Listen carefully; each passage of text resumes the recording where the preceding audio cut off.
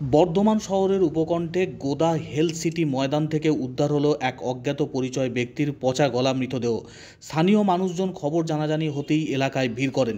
যদিও ওই ব্যক্তিকে এই এলাকায় আগে কখনোই দেখা যায়নি এবং অপরিচিত বলে জানাচ্ছেন স্থানীয়রা।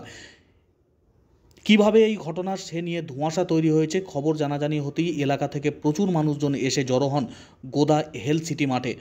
খেলাধুলা করতে এসেই বেশ কয়েকজন পচা দুর্গন্ধ পান, তারপরেই ঝোপের আড়ালে দেখা যায় ওই মৃতদেহটি পড়ে রয়েছে। খবর দেওয়া হয় পুলিশকে। বেশ কিছুক্ষণ পর বর্ধমান থানার পুলিশ ঘটনাস্থলে এসে দেহ উদ্ধার করে নিয়ে যায়। ধারাবাহিক বৃষ্টির জেরে ওই এলাকা জলমগ্ন হয়েছিল। এরপর বৃষ্টি কমতেই সেই জল সরে গিয়েছে এবং তারপর ওই দেহ দেখতে পান, পচা দুর্গন্ধ বের হয়। তার ফলেই চাঞ্চল্য ছড়ায় এলাকায়। বর্ধমান থানার পুলিশ দেহ উদ্ধার করে নিয়ে যায়। মৃতদেহ ময়না তদন্তের জন্য পাঠানো হবে। পরিচয় জানার চেষ্টা শুরু করেছে বর্ধমান থানার পুলিশ। বর্ধমানের গোদা হেলথ সিটির মাঠে অজ্ঞাত পরিচয় এক ব্যক্তির দেহ উদ্ধারকে ঘিরে চাঞ্চল্য ছড়ালো।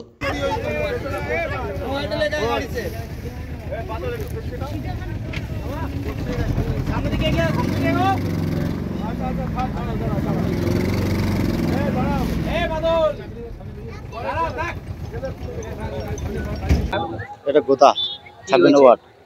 এখানে সব দেখলো বাচ্চা ছেলেরা খেলা করে, বল বল চলে গিয়ে যখন তখন দেখি এখানে একটা রাস পড়ে আছে। এটা আগে ছিল না, এটা আজকেই ঘটনা। এটা অন্য জায়গা হয়েছে কেসটা, এখানে ফেলে গেছে। অন্য জায়গা থেকে এনে দিয়ে এখানে ফেলতে দাদা।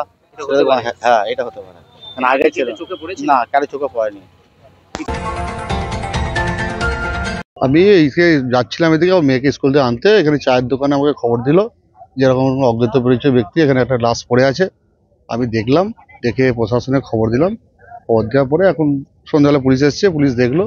এরপরে মরদেহ তুলে মনে হচ্ছে না এটা মানে আজকের নয়, 2-4 দিন আগেকারই লাশ দেখে যা মনে হচ্ছে। গলা কাটা আছে, পায়ে একটু দাগ আছে। তো এখানে মনে হচ্ছে কেউ ফেলে দিয়ে গেছে আমাদের এই বালির মাঠে। চেহারাটাতে সেরকম মনে হচ্ছে আর কি।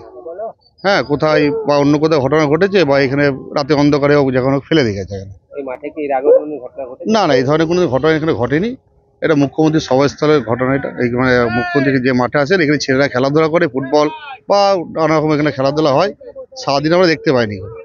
এই বিকেলের দিকে ছেলেরা দেখতে পেয়েছে, ওই চায়ের দোকানে খবর দিয়েছিল, বা ফোন করতে এসে দেখলাম এই লাশ পড়ে আছে।